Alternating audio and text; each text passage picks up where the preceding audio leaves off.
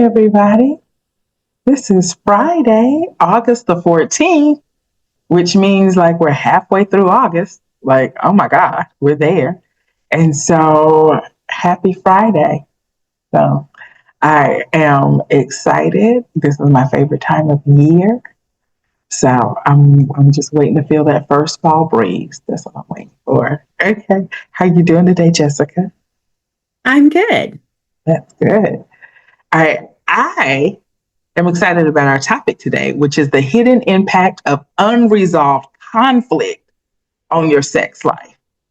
Um, and I think it's so interesting because we know in every area, I think the impact of emotional things on your performance.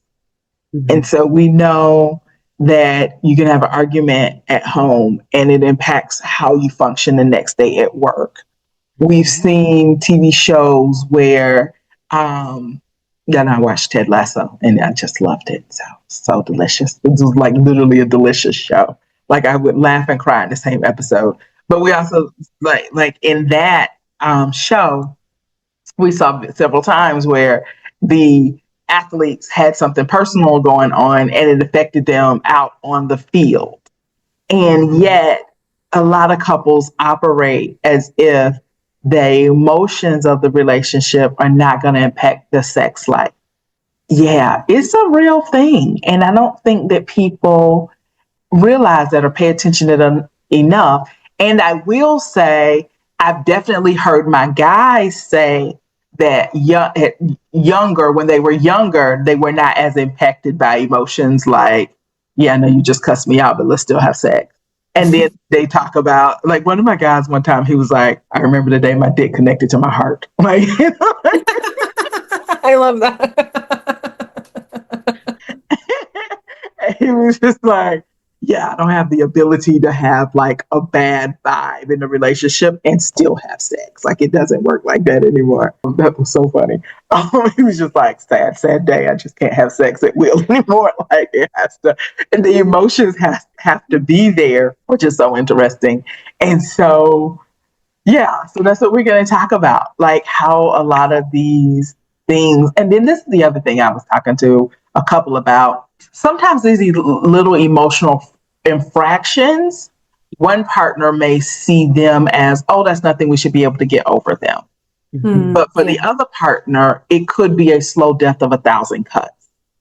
Mm-hmm. And making sure if your partner's saying they're hurting, please address that and not just, oh, you'll be fine.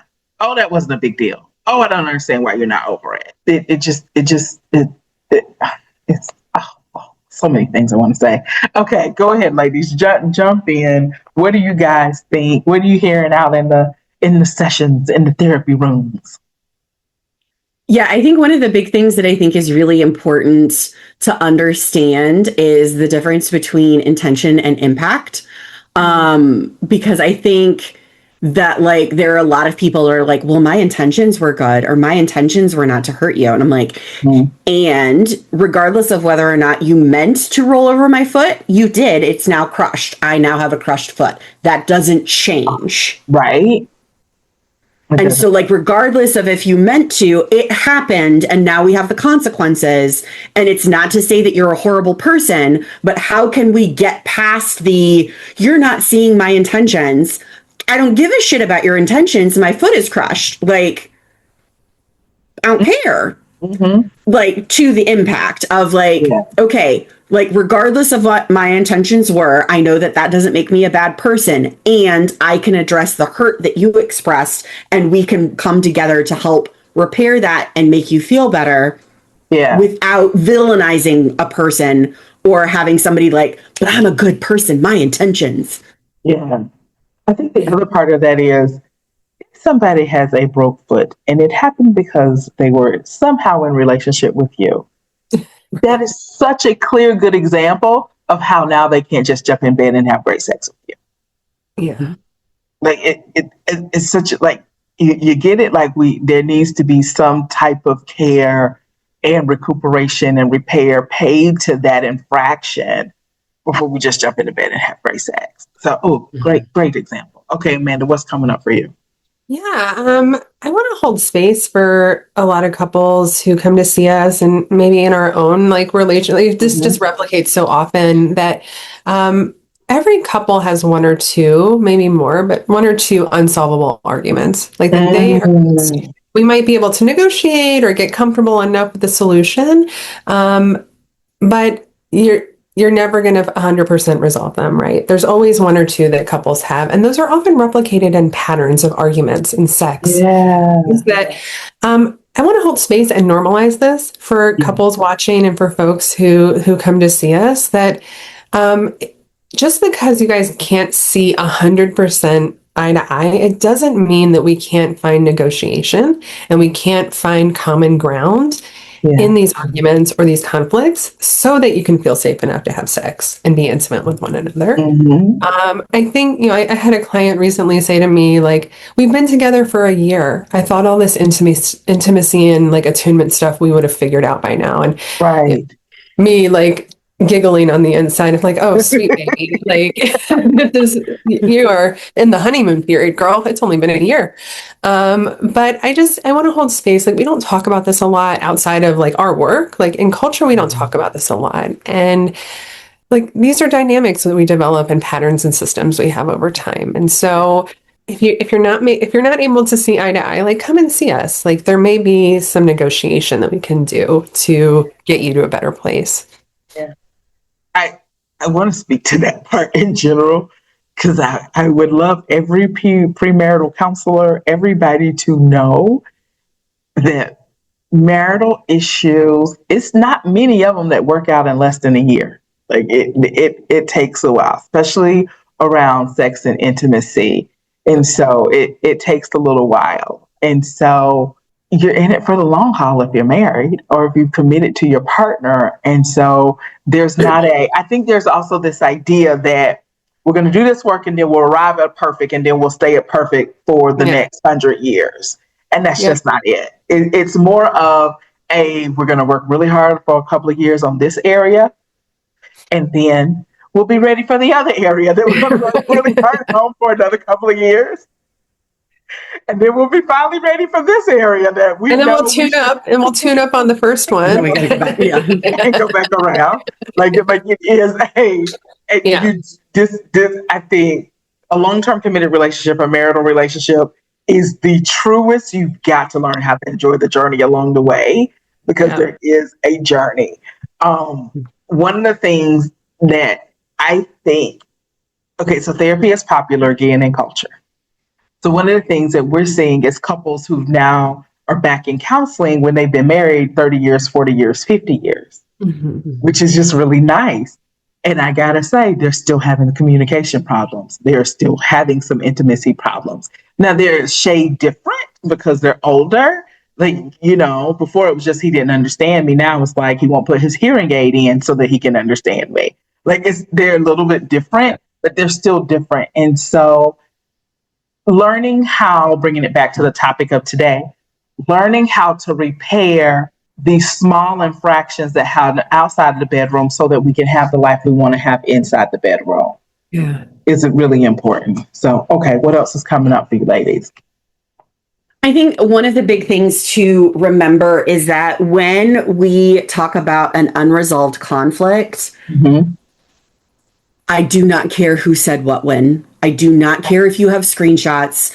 I do not care if that happened before this and then this happened and that, we do not need to get into the weeds. That is not helpful. No one has a time machine. We can't go back into the past. What is helpful is if we have something that's unresolved, going back to that scenario, not for details, not for like an evidentiary hearing, but for how did I feel? What feeling has not been addressed? Did I not feel trusted? Do I not feel heard? Do I not feel seen? That is what needs to be acknowledged.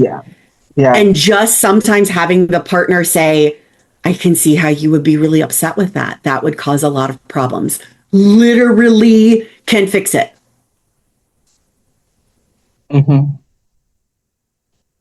That's it, man. Let me do it. Okay.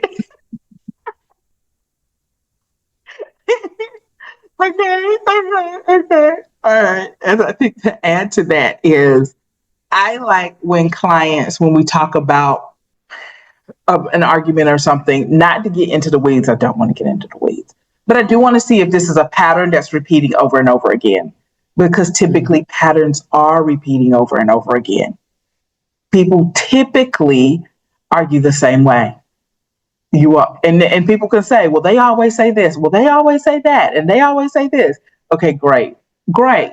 We know that you guys have a pattern. Now, what can we do to break the pattern? Because the pattern you have isn't working and it's continuing to hurt. And so typically, actually only need one person usually to break the pattern, like to do what you just said. Oh my God, I see how you can feel that way, as opposed to you crazy person, you crazy person, you're crazy. So Or I didn't mean there's that. some variation of you crazy person, you're crazy. And that just it isn't helpful. So all right. Now I'm going to shift a little bit and talk about how resentment can build up and build up slowly in a relationship, and that can impact the bedroom. Because I think I've seen couples not aware kind of that resentment is building up, and now there's just this chasm and we don't know how we got here or what happened. I've seen people feel bad for being resentful of things, and so I really shouldn't be feeling this way because I know my partner can't control it, or this is different, but I don't like it. I'll give you an example of that. I've had a couple of clients resent that their partner job is easier than their job and they make more money. Like, I can't be mad at them, but it really sucks that I'm working really, really hard and that. And so little resentments can add up in the relationship. And so be mindful of resentments. And I think they need to be talked about in the relationship so that you can say, hey, I'm understanding this about you, or hey, I know this doesn't feel good. How can we do it differently? So maybe I need to stay in the basement and watch TV as opposed to come upstairs in the middle of my workday and watch a 2-hour movie while you're in the kitchen cooking dinner and running a business meeting at the same time. And so I think resentments are really sneaky. They can be really sneaky in the relationship. And so making sure you understand what those are, and then you're addressing them as a couple and saying it out loud. And you guys, I hear couples say so many times where there's no need in saying that. Like that like talking about it isn't going to do anything, but it does do something. Yeah. Like it really does. And I think to point to any research, Brene Brown talks about in her research how saying "ow" actually does make you feel better when you get hurt. Like just "ow," like just saying it. And so, and I think that's the same thing with emotional things, that no, we may not be able to resolve it, but saying it out loud and being aware of it and you getting off your chest, and now you feel like you have a partner in it, or it's not this secret you're holding, it will help. Like it will help. And so, and of course I believe that I'm a therapist. I believe that we can talk about everything and it'll make it better. But even without my bias, my professional bias, we do have the research that says like saying ouch out loud helps. It does. It does. People perceive it as relief. It's a way to expel and express. So it's just not trapped up. So, okay. All right. Words on resentment. What are you ladies thinking, hearing, seeing? What? Resentment is so toxic. And like over time, there can be like moments we feel resentful. Mm-hmm.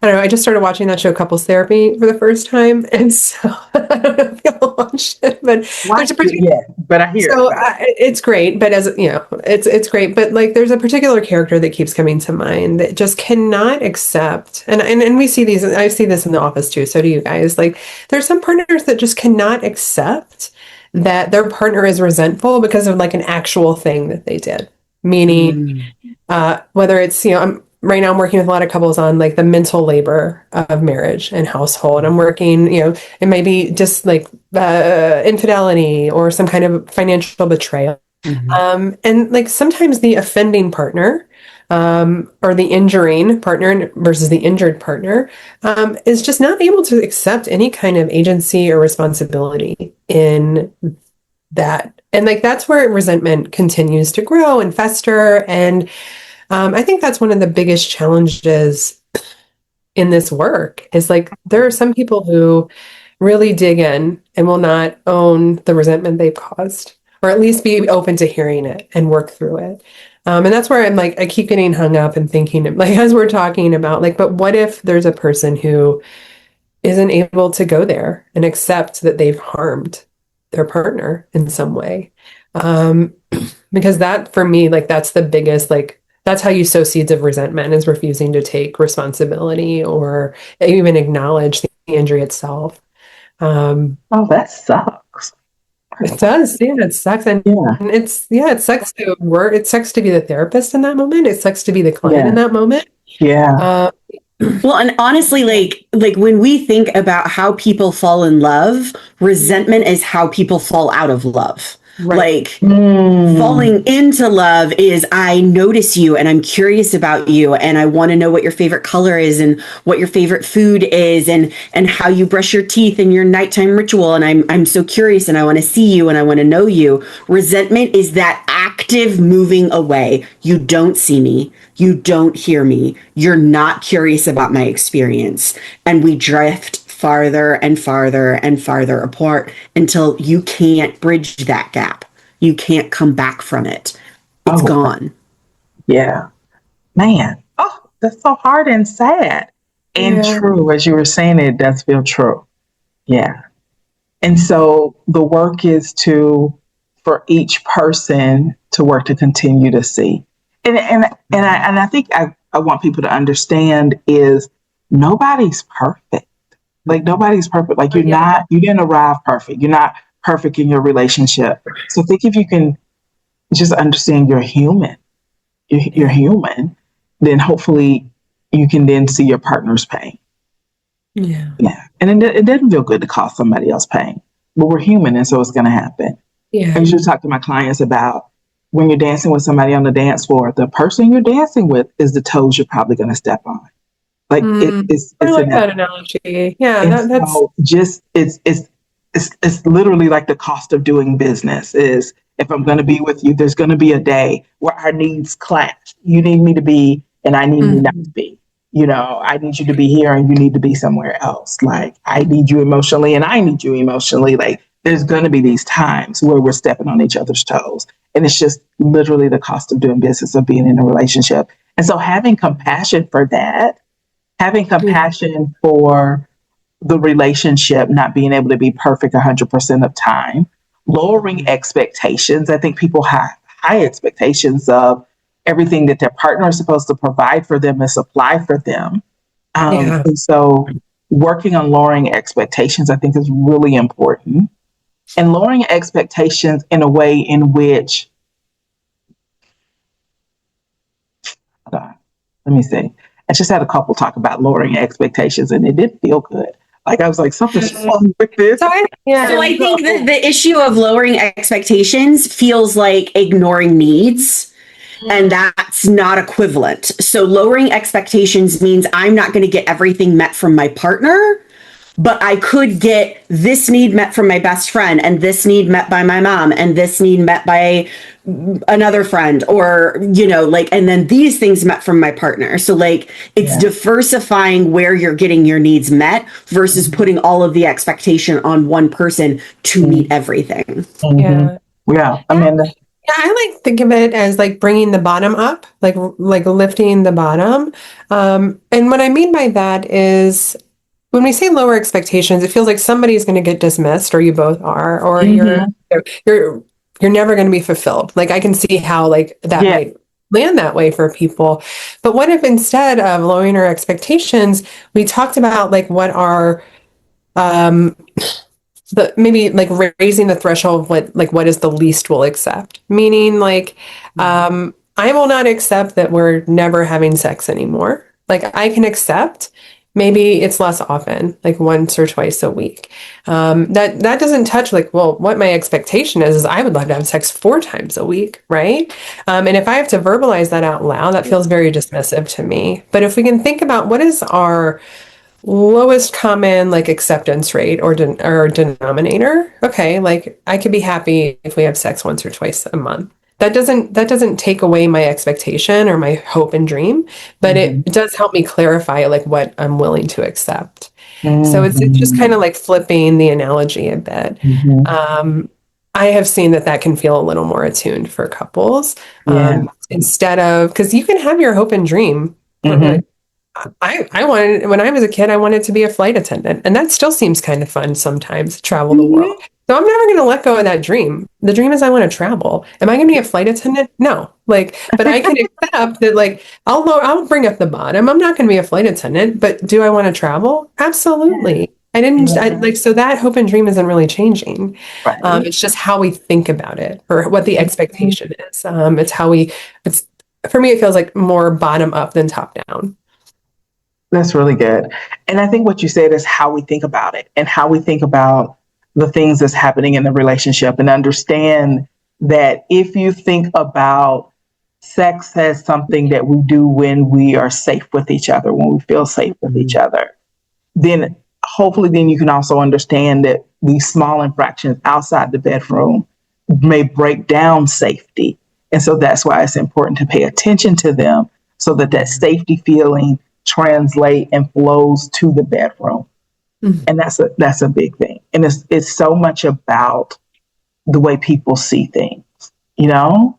And yeah, it's just I feel like all this week I've been working with couples to see the good that they have in their relationship. And that's really just a mindset and perspective. And so if it is my partner won't do this thing, they won't do this thing because they're terrible because they won't do this thing. Okay, can we say my partner does these 9 things awesomely great? I love the connection that we have in these 2 great areas. And we're still working on this thing because neither one of us are perfect. And we're trying to figure it out. And so it's almost like I want people to take a step back and be able to see like the whole field, the whole game. And like step back and I need you to see the whole thing. And then I need you to get closer and realize that these little infractions, these little hurts could be impacting your sex life. So both parts. That's what I want. Well, and it's funny because it reminds me. So I was working on a training the other day where the facilitator was talking about learning how to ride a motorcycle, and that being analogous to journeys in therapy, and how when you're riding a motorcycle, if you look at the cliff edge on a curve, you will go off the cliff. Like you will go towards anything that you are focused on. You don't focus at. we don't look down. We don't focus on the things that could kill us, because those are the things that we're going to then obsess about and could actually come about because we're focused on it. And so I'm going to get through this. And they were talking about how you're not supposed to put on your brakes because that could cause you to crash the motorcycle, and you don't accelerate too much because that could also cause problems when going around a curve on a motorcycle. So you have to accelerate slightly and lean into the curve. Yeah. And so I think that's really interesting, because if we lean into a conflict versus being pushed away from a conflict, it's getting curious about it. It's not stopping and getting stuck in that conflict. Yeah. It's moving forward, but not too fast, because then that causes problems. But understanding like a measured pace to be able to successfully navigate that challenge. Yeah. I love that analogy. I do. Because I think if people can lean into conflicts and get curious, now then this becomes something that strengthens us and not hurts us.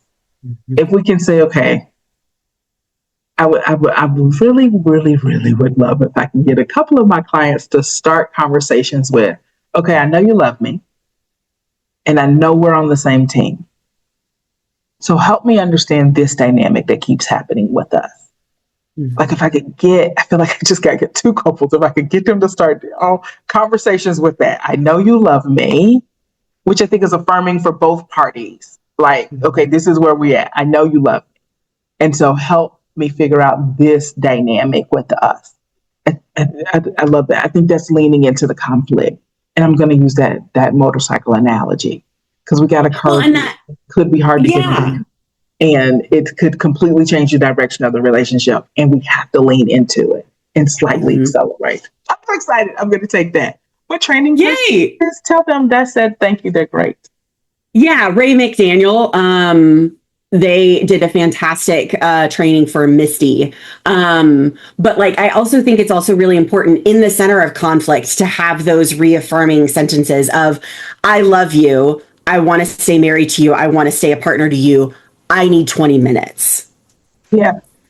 I don't want to be in the space with you right now. We need to take a break. And so understanding, saying that affirming thing can also make a huge difference in taking breaks from conflict as well.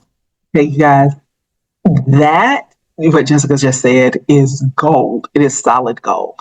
And if one of you guys has anxiety, you got, like, that is like platinum to you. Like, because that person who has anxiety, their anxiety is like radiating so heavily and frequently for them. And so that is so calming and soothing. So if y'all don't get nothing else out of our conversation today, please take that just to be able to give those almost, I want to say like touch points, benchmarks, almost like an anchor. Like, yes, we're on a rocky ocean right now and we're good. We're anchored. It puts an anchor. Okay. Closing thoughts. Amanda. Sorry, I just got I just got a text about. Oh, okay. Not the $10,000 missing from my escrow account for my house. So I've got to. Oh God. Honey. So, Okay. closing thoughts. Closing thoughts is, Jessica, you said, I think it was you, it might have been you, Natalie, a few minutes ago, about turning toward one another during these moments. And so often that's exactly what we need to do, is even if we're feeling unsafe or we're feeling too vulnerable, like those are the clues that we need to lean in more. And so lean into the curve when you can. And if that's what's tripping you up, that's something we can work on in therapy and that you can work on with your partner. Because if you're feeling that way, they might feel the same way. And so don't be afraid to call us, and don't be afraid to lean in those moments, even when it's hard. Like that hard feeling, that means you need to do it more, like practice it more. So lean in. Okay. My final thought is I'm gonna echo what you said. That hard feeling means you need to do it more. You know, just kind of like after a workout, if you're sore, you got to go back to the gym. Like you got to do it more. Okay, Jessica, what are your final thoughts? I think honestly, Amanda gave a perfect reference of someone can have something going on that makes them feel disconnected or out of a moment, and it may have nothing to do with you. So like check in of what is going on, what is distracting someone, what is causing an upset feeling, and not just immediately assuming you hate me, you don't want to be married to me, you're upset with me. I could have had something happened that I had no control over, and now my brain is fully there and I can't focus on anything else, and it has nothing to do with you. Nothing at all. Nothing at all. Okay. All right, people. Hopefully you guys got something out of this today. I did. A new example. I love it. All right. Y'all have a great day. We'll see you next week. Bye-bye. Bye.